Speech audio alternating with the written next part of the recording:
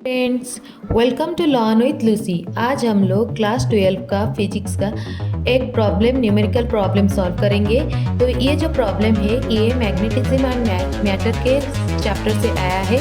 और ये जो चैप्टर है ये क्या है ना, मैग्नेटिक फील्ड का स्ट्रेंथ हम लोग निकालेंगे at a point due to a bar magnet. Bar magnet की वजह से पर्टिकुलर एक पॉइंट में मैग्नेटिक फील्ड का स्ट्रेंथ क्या रहेगा, इसके ऊपर इस टॉपिक को हम लोग अच्छे से डिस्कशन करेंगे।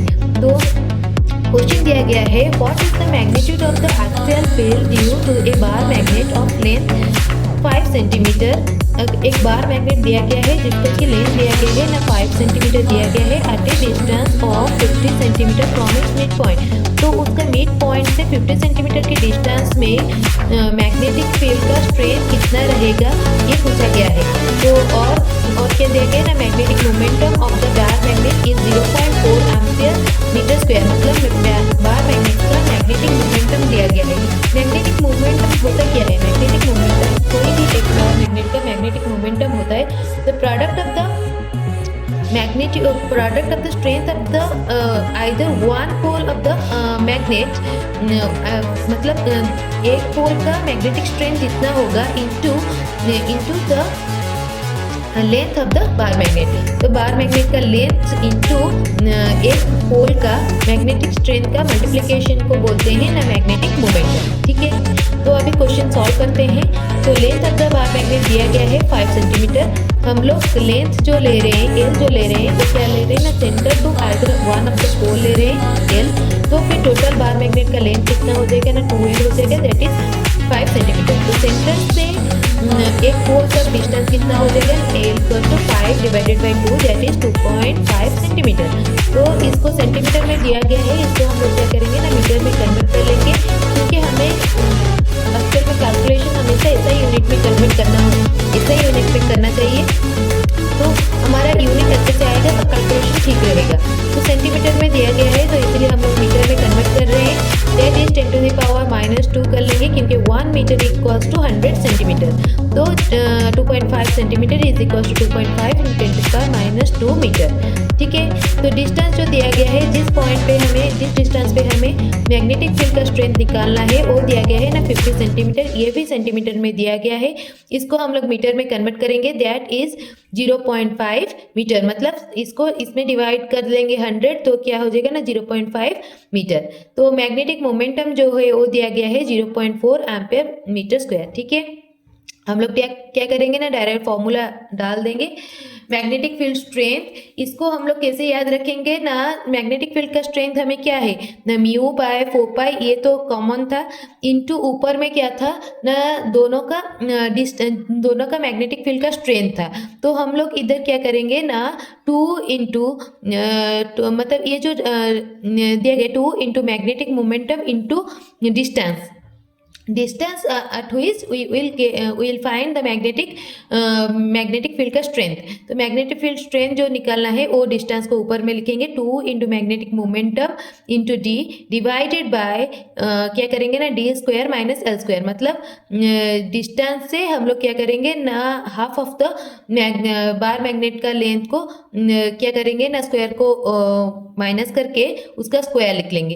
तो ये वाला फॉर्मूला को आपको याद करना है, या फिर आप डिराइव करके भी निकाल सकते हैं। अगर याद नहीं रह रहा है, कोई मतलब भूल चूक हो रहा है, तो फिर आप ये अच्छा होगा कि आप डेरिवेशन को याद कर लें, तो इससे आपका फॉर्मूला भी गलत नहीं होगा। ठीक है, तो ये जो लेंथ होता है ये क्या होता है ना, अगर हम लोग छोटा वाला मैग्नेट ले रहे हैं तो फिर उसका लेंथ क्या होता है ना, according to the distance at which we will calculate is very very small. जैसे कि ये क्या हो गया ना 5 सेंटीमीटर हो गया, और ये इधर क्या दिया गया है 50 सेंटीमीटर दिया गया है। इन कंपैरिजन दोनों क्या है ना, एल क्या है ना, बहुत ही स्मॉल है। तो इसको हम लोग क्या कर सकते हैं ना, नेग्लेक्ट कर सकते हैं। अगर इसको नेग्लेक्ट कर लिए, मतलब इसको टेंड्स टू 0 कर लिए, तो फिर नीचे में क्या हो जाएगा ना, d टू द पावर 4 आ जाएगा, ऊपर में d है कट जाएगा, तो फिर क्या हो जाएगा ना, d क्यूब हो जाएगा। ठीक है, तो अभी हम लोग इसमें क्या करेंगे ना, वैल्यू ऐड कर लेंगे। म्यू नट बाय 4 पाई, ये म्यू नट के क्या होता है 4 पाई इंटू 10⁻⁻7। 4 पाई कैंसिल हो गया, तो ये ऊपर में सिर्फ क्या हो जाएगा ना 10⁻⁻7 हो गया। 2 इंटू मैग्नेटिक मोमेंटम दिया गया है 0.4 डिवाइडेड बाई डी क्यू मतलब 0.5 का क्यूब। तो इसको अगर हम लोग कैलकुलेट करेंगे तो कितना आ गया ना 6.4 इंटू 10⁻⁻7 टेस्ला। ये क्या है ना टी पर Tesla. That is the magnetic field strain eight the point 50 centimetre from its mid point. ठीक है, ये वाला क्वेश्चन सॉल्व हो गया। तो अभी हम लोग क्या करेंगे ना, पढ़ेंगे कि ये जो फॉर्मूला है ये कैसे आया। ठीक है, तो ये क्या है ना, ये वाला टॉपिक है when the point lie on the axial line of A bar magnet. Bar magnet, ये जो है बार मैग्नेट है, इसका ये क्या है ना सेंटर है। ये सेंटर के थ्रू जो एक line parallel to the bar magnet जो एक लाइन जा रहा है उसको बोलते हैं कि एक्सियल लाइन। इसी लाइन के ऊपर कोई भी एक पॉइंट पे अगर हम लोग मैग्नेटिक फील्ड का स्ट्रेंथ अगर हम लोग निकाल रहे हैं तो वो कितना होगा। ठीक है, ये जो मैग्नेट हम लोग ने लिया है उसका लेंथ है 2L है। तो साउथ पोल का मैग्नेटिक फील्ड का स्ट्रेंथ जो है वो M है और नॉर्थ पोल का स्ट्रेंथ है M। तो दोनों की पोल का स्ट्रेंथ क्या है ना इक्वल है, और इस P पॉइंट में हमें क्या करना है ना मैग्नेटिक फील्ड का स्ट्रेंथ निकालना है, दैट इज B। और B1 जो है magnetic field strength due to the north pole and B2 is the magnetic field strength due to the south pole. और ये जो लेंथ, ये जो डिस्टेंस है from the centre of the bar magnet towards the P is D। और from the south pole ये क्या हो जाएगा ना, ये इधर से इधर तक D है, इधर से इधर तक क्या हो जाएगा ना L है। तो फिर ये टोटल डिस्टेंस क्या हो जाएगा ना D प्लस L। ठीक है, अभी हम लोग एक एक पोल के लिए निकालेंगे। पहले नॉर्थ पोल के लिए मैग्नेटिक फील्ड का स्ट्रेंथ कितना रहेगा, B1 कितना होगा ना mu naught by 4 pi into magnetic field strength of north pole that is M into magnetic field strength of P is 1 divided by distance. Distance कितना है ना NP है, NP कितना है टोटल डिस्टेंस D, इधर से इधर तक क्या है ना L है। तो फिर यहाँ से यहाँ तक क्या हो जाएगा ना D माइनस L हो जाएगा, D माइनस L का होल स्क्वायर। ठीक है, ये क्या निकल गया ना B1 निकल गया। B2 मतलब magnetic field strength at P due to the south pole. South pole की वजह से कितना हो रहा है, साउथ पोल की वजह से कितना होगा ना mu naught by 4 pi magnetic field at the south pole. South pole पे स्ट्रेंथ कितना है, मैग्नेट का स्ट्रेंथ है M इंटू P का स्ट्रेंथ कितना है ना P at the point P magnetic field का स्ट्रेंथ है 1 डिवाइडेड बाय डिस्टेंस। डिस्टेंस क्या है ना S प्लस एस एन कितना है D प्लस एल का होल स्क्वायर। तो resultant distance that is B is equals to, north pole क्या है पास में है तो इसका मैग्नेटिक फील्ड का स्ट्रेंथ क्या होगा ना ज़्यादा होगा रैदर देन द B2। तो क्या लिखेंगे ना B1 minus B2, B1 minus B2।